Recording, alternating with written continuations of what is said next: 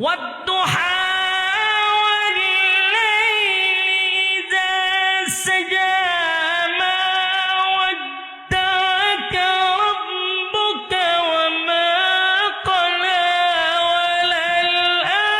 وللآخرة خير لك من الأولى ولسوف يعطيك ربك فترضى আল্লাহ কয় ওয়াদ্দুহা দিনের কসম ওয়াল্লাইলি ইযা সাজা রাতের কসম মা ওয়াদ্দাআকা রাব্বুকা ওয়া মা ক্বালা। এখানে তাফসীর কারকরা বলেন ওয়াদ্দুহা দিনের আলোর কসম একটা ব্যাখ্যা, এখানে আরেকটা ব্যাখ্যা আছে। আরেকটা ব্যাখ্যা হলো ওয়াদ্দুহা নবী আপনার সুন্দর চেহারার কসম, আমার নবীর সুন্দর চেহারার কসম। এই যুবক ভাইয়েরা, বন্ধু সুন্দর চেহারার কসম করছে আল্লাহ, আমার নবীর চেহারা সুন্দর, এই কসম আল্লাহ কোরআনে করছে। এখন বুঝে নেন নবীর চেহারা কেমন সুন্দর। আল্লাহ নিজে আপনার সুন্দর চেহারার কসম সুবহানাল্লাহ বাড়ি দিয়ে কইবেন। সাহাবীরা বলে জানলি আমার নবীর সৌন্দর্য বর্ণনা করতে গিয়ে সাহাবীরা কয় আমাদের যখন পেটে খিদা লাগতো রে, পেটের খিদা সহ্য করতে পারতাম না, দৌড়াইয়া নবীর চেহারার দিকে তাকায়া থাকতাম। নবীর চেহারা যতক্ষণ দেখতাম পেটের খিদা নিবারণ হয়ে যেত। সুবহানাল্লাহ, এত সুন্দর করে আল্লাহ মহব্বত করে নবীরে নিজে বানাইছে, যার সৌন্দর্যের কোনো তুলনা নাই। নবীর সুন্দর চেহারার কসম করে ওয়াদ্দুহা নবী আপনার সুন্দর চেহারার কসম, আপনার সুন্দর চেহারার কসম। ওয়াল্লাইলি ইযা সাজা, এখানে শুধু রাতের কসম ব্যাখ্যা একটা নয়, আরেকটা ব্যাখ্যা হলো ওয়াল্লাইলি ইযা সাজা আপনার সুন্দর কালো চুলের কসম। সুবহানাল্লাহ কি বারিক দিয়া কইবেন। আপনার আর সুবহানাল্লাহর আওয়াজের লক্ষণও বেশি বালা না, যেমন তালের মুসল্লি এমন আওয়াজ। নবীর চুলের কসম করছে মালিক, তাহলে বুঝে নেন নবীর চুলটা কত সুন্দর ছিল। আমার নবীর চুল ছিল লম্বা, নবীর চুল ছিল কালো, কালোর মধ্যে কৃষ্ণ কালো, চুলগুলা একটু বাঁকা বাঁকা ছিল, যা পৃথিবীর কোনো মানুষের সাথে নবীর চুলের তুলনা করা যাবে না। এটা আল্লাহ নিজের হাতে বানাইছে। এই জন্য আল্লাহ নিজে বলেন ওয়াল্লাইলি ইযা সাজা, রাতের অন্ধকারের কসম, রাতের অন্ধকারের কসম। আবার কয় ওয়াল্লাইলি ইযা সাজা আপনার কালো চুলের কসম। তাহলে শুরুতে কসম করলো কয়টা? আরো জোরে দুইটা কসম কে আল্লাহ বলেন মা ওয়াদ্দাআকা রাব্বুকা ওয়া মা ক্বালা। আল্লাহ কয় দুইটা কসম কে বলি বন্ধু, আপনার রব আপনারে ভুলে নাই। সুবহানাল্লাহ, আপনার রব আপনারে ভুলে নাই, আপনার রব আপনার প্রতি অসন্তুষ্ট হয় নাই, আপনার রব আপনার প্রতি খুশি। মা ওয়াদ্দাআকা রাব্বুকা ওয়া মা ক্বালা। আপনার রব আপনার প্রতি খুশি, আপনার রব আপনার প্রতি বেজার হয় নাই, বেজার হয় নাই, বেজার হয় নাই। এরপর আল্লাহ বলেন ওয়ালাল আখিরাতু খায়রুল লাকা মিনাল উলা। আল্লাহ বলেন আখিরাতু খায়রুল লাকা মিনাল উলা।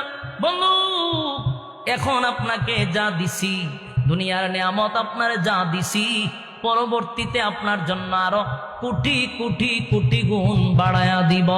জোরে কোন সুবহান। আল্লাহ বলেন আখিরাতু খায়রুল লাকা মিনাল উলা। দুনিয়ার নিয়ামত কিছুই না বন্ধু, কিছুই না। আপনার জন্য আমি বরাদ্দ রাখছি পরকালে। বন্ধু গো, আপনাকে আমি ভুলি নাই, বরং আপনার জন্য পরবর্তীতে যা দিব এখনের চেয়ে 1000 গুণ বেশি দিব। আপনারে আমি ভুলি নাই। সুবহানাল্লাহ। প্রতিটা কথা দিলের কান লাগায় শুনেন।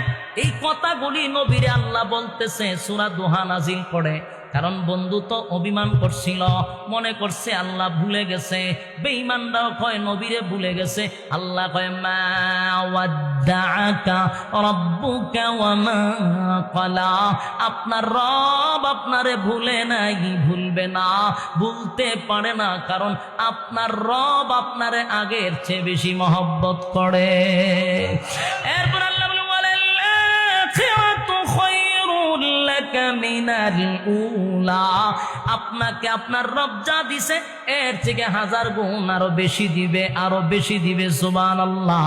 এরপর আল্লাহ বলেন ওয়ালা সাউফা ইউতিকা রাব্বুকা ফাতারদা। এই আয়াতের মধ্যে আল্লাহ বলেন ওয়ালা সাউফা ইউতিকা রাব্বুকা ফাতারদা, শীঘ্রই শীঘ্রই আপনার রব আপনারে খুশি করবে। সুবহান আল্লাহ বলেন সাউফা ইউতিকা রাব্বুকা ফাতারদা, শীঘ্রই আপনার রব আপনারে খুশি করবে। তাফসীরকারকরা বলেন শীঘ্রই আপনার রব আপনারে খুশি করবে।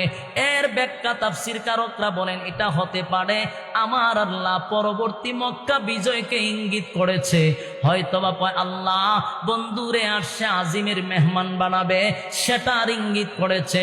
হয়তোবা ওয়ালা সাউফা ইউতিকা রাব্বুকা ফাতারদা, এই আয়াতের ব্যাখ্যা হতে পারে পয়গম্বর আল্লাহর কাছে অনেকগুলা দরখাস্ত করছিল, আল্লাহ আমার গুনাহগার উম্মতরে জাহান্নাম থেকে বাঁচান। আল্লাহ কয় ওয়ালা সাউফা ইউতিকা রাব্বুকা ফাতারদা, আল্লাহ বলেন আপনার রব আপনাকে শীঘ্রই খুশি করবে। আর হাবিবে কিবরিয়া বলেন মালিক আমার গুনাহগার উম্মত যদি একটাও জাহান্নামে থাকে গো, আমি নবীরে আপনি খুশি করতে পারবেন না, নবীরে খুশি করতে পারবেন না।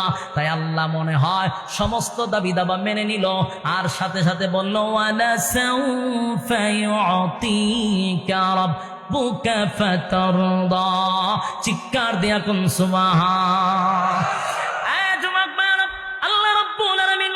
আপনাকে আপনার রব চিরই খুশি করবে। এটার একটা কারণ হতে পারে মক্কা বিজয়, এটার আরেকটা কারণ হতে পারে নবীর সমস্ত দাবি দাবা আল্লাহ মেনে নেওয়া। 3 নাম্বার হতে পারে আরশে আজিমের মেহমান। সুবহানাল্লাহ। এরপরে আল্লাহ বলেন বন্ধুরে, বন্ধু বুঝাইতেছে, খুব মনোযোগ দিয়া শুনেন।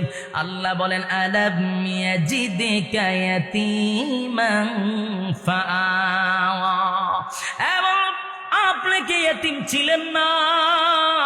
আমি কি আপনাকে আশ্রয় দেই নাই? বন্ধু গো, আপনি তো এতিম ছিলেন, আপনার মা নাই, আপনার বাবা নাই, দাদা নাই, কেউ নাই। আমি আল্লাহ কি আপনারে আশ্রয় দেই নাই? মালিক বন্ধুরে অতীতের কথা বইলা বুঝাইতেছে, বন্ধু আপনারে যে আমি ভালোবাসি, ভালোই যদি না বাসতাম, এতিম ছিলেন, আমি কি আপনারে আশ্রয় দেই নাই?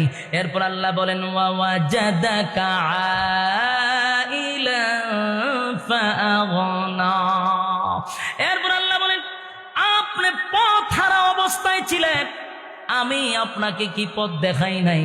তার মানে হলো নবী তো ছিল এতিম, নবীর কেউ নাই। এতিম ছেলেরা লেখাপড়া করে না, এতিম যারা যাদের কেউ নাই তারা টুকাই হয়, তারা শিশু গ্যাংয়ের সঙ্গে জড়িত হয়, তারা সমাজের মধ্যে বিশৃঙ্খলা সৃষ্টি করে। কথা হয় না, কারণ তাদের কোনো গার্জিয়ান নাই। এই অনাথ বাচ্চাগুলি যাদের মা বাপ নাই, এরার কোনো অস্তিত্ব থাকে না। আল্লাহ কয় ছিলেন এতিম, আমি আপনাকে আশ্রয় দিছি। পথ হারা ছিলেন, আমি আপনাকে পথ দেখায়া দিছি, পথভ্রষ্ট আপনাকে হতে দেই নাই। সুবহানাল্লাহ। এই জন্য আল্লাহ বন্ধুরে অতীতের কথা স্মরণ করায়া বলে, কারণ যেই সময় আপনি জন্মগ্রহণ করছেন গোটা মক্কা নগরীতে ছিল মূর্তি পূজারী। আপনি তো চাইলে মূর্তি পূজারী হতে পারতেন। আমি আল্লাহ আপনাকে কি পথ দেখাই নাই? আপনাকে মূর্তির কাছে মাথা নত করতে আমি দেই নাই বন্ধু, আমি আপনাকে পথ দেখাইছি। এই জন্য আল্লাহ বলেন ওয়াজাদাকা দাল্লান ফাহাদা, আমি আপনাকে পথ হারা অবস্থায় পেয়েছিলাম, পথ দেখাইছি।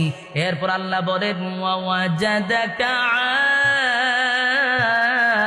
আইলান ফাআগনা।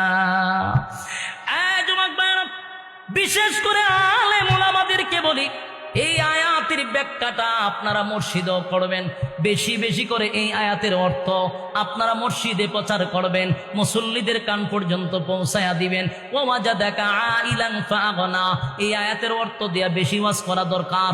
আল্লাহ বলেন আপনাকে আমি নিঃস্ব অবস্থায় পেয়েছি, তার মানে আপনি নবী গরিব ছিলেন, আপনাকে আমি আল্লাহ ধনী বানাইছি। জোরে কোন আল্লাহ কি বানাইছে?